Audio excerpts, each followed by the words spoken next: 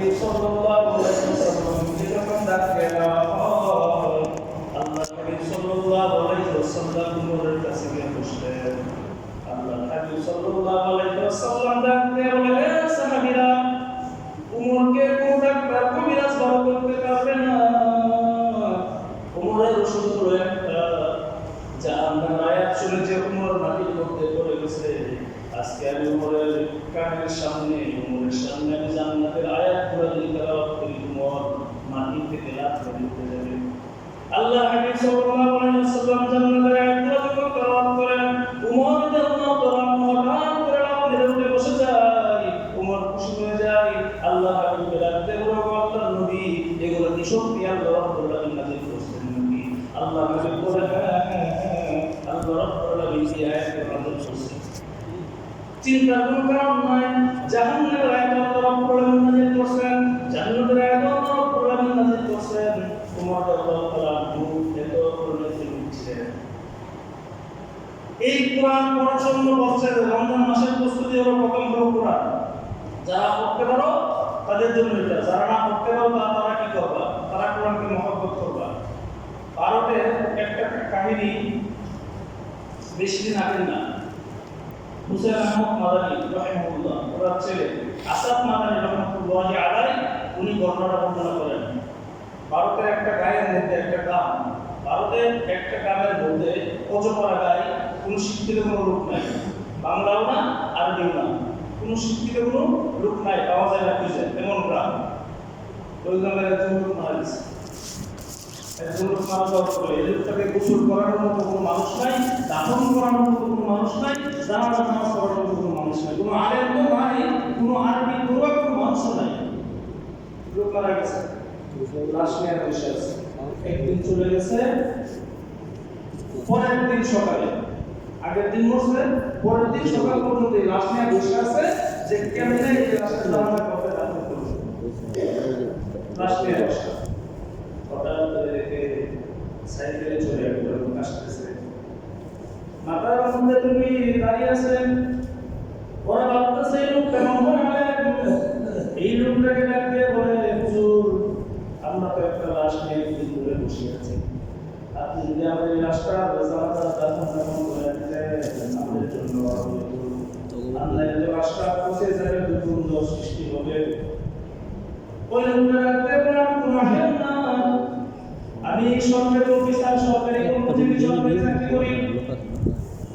ঠিক আছে, আমি আমার তো জ্ঞান আছে, এর মধ্যে তোমাদের লাশটাকে আমি জানতে দিয়ে দিব, দাফন করে দিব।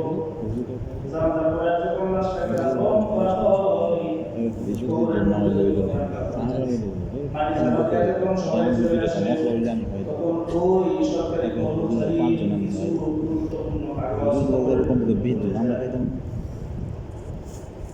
একটু দূরে গিয়ে দরকারি কিছু কাগজপত্র সে পায় না। বুঝাবুঝি করার পরে তার কেন হয়ে গেল, ওই লাশটাকে যখন দাফন করা হইল, ওই লাশটার কবরে আমার এই কাগজগুলো পড়ে গেছে। আবার যখন ওই গ্রামের মধ্যে ফিরে আসলো, সবার কাছ থেকে অনুমতি নিল, আমাকে অনুমতি দিবেন নি কবরটা খোঁড়ার জন্য। আমার দরকারি কাগজগুলো কবরের ভিতরে পড়ে গেছে, সবাই তো মূর্খ, কোনো শিক্ষিত নাই। তো ওরা বলতেছে, আচ্ছা ঠিক আছে, আপনি নিয়ে যান, যদি কবর খোঁড়া যায়, ইসলামে যদি কবর খোঁড়া যায় তাহলে তাহলে আপনি খুঁজে নিয়ে যান, আমরা তো জানি আমরা মূর্খ। ওই লোকটা কবরের মধ্যে কবর খোঁড়ার কবরটা যখন কবরের মাটি গুঁড়া মাথা করে, লাশ উচ্চারণ করে মাথা করে, কবরটা খোঁড়ার করে এই কবর থেকে অন সুপ্লান বের হচ্ছে, কবর থেকে অন সুপ্লান বের হচ্ছে, সামনের গ্রাম। ওই সরকারি চাকরিজীবীর নাকের মধ্যে যখন পরিবেশ কাপড়ের দাম লেগে গেছে, যে কবরের মধ্যে এত সুন্দর গ্রাম কেমনে আসলো? ওই দৌড়িয়া লোকের একটা মেয়ে ছিল, ওই মেয়ে জিজ্ঞাসা করেছে, মা, তোমার বাপে কি এমন আমল করতো, তোমার বাপের কবরের মধ্যে এত সুন্দর গ্রাম? মেয়েটা ডাকতে বলে, আমার বাবা ছিল মূর্খ, কিছু জানতো না, আলিফ বাতা জানতো না, বাংলা জানতো না, হিন্দি জানতো না, আমার বাবা ছিল মূর্খ। কিন্তু দেখতাম আমার বাবা কাজ শেষ করে যখন ঘরের মধ্যে আসে, ওই তাকের উপর থেকে কি যেন একটা বই বের করে বইয়ের পাতাগুলো উল্টাই আর বলে এই বইয়ের মধ্যে যা আছে সব সত্য, এই বইয়ের মধ্যে যা আছে সব সত্য। পাতাগুলো এরকম ভাবে হাতাই, আবার চুলকাই, আবার বলে যা আছে সব সত্য, যা আছে সব সত্য। এরকম করে আবার এই বই থেকে আবার তাকে মধ্যে রেখে দেয়। এতটুকু জিনিস আমি দেখছি, আর কিছু দেখবে ওই লোকটা বুঝতে বাকি নাই, দৌড় দিয়ে তাকের ভিতরে তাকের উপর থেকে বইটা নামাইছে, কাপড়টা খুলছে, দেখে যেটা সাদা কোনো বই না, আল্লাহ কিতাব কিতাব কুরআন শরীফটা লইয়া কুরআন তো পড়তে পারে না, কিন্তু কুরআন শরীফের পাতাগুলো পড়ে বলে যা আছে সব সত্য, যা আছে সব সত্য।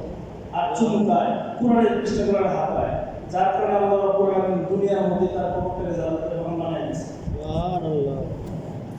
পারেন না কোরআন শরীফ পড়তে, না পারেন কোরআন শরীফ পড়লে মুহাম্মদ সূরা পড়তে পারেন, আলহামদুলিল্লাহ সূরা পড়তে পারেন, নাস সূরা পড়তে পারেন, ফালাক সূরা পড়তে পারেন, এইগুলো দিয়ে সূরাগুলো পড়েন। এই রমজান মাসের মধ্যে এই কাজগুলো করবেন। কোরআন শরীফ পড়লে আপনার খতম দেওয়ার দরকার না। আপনাকে বলছে খতম দেওয়া ফরজ না, যে খতম দিতে পারে সে খতম দিবে, সবার জন্য খতম দেওয়া ফরজ না। আপনি পড়তে পারেন না, আপনি সূরাগুলো ছোট ছোট যে সূরাগুলো আছে সূরাগুলো পড়বেন। এই রমজানে পড়লে আপনার প্রথম আমল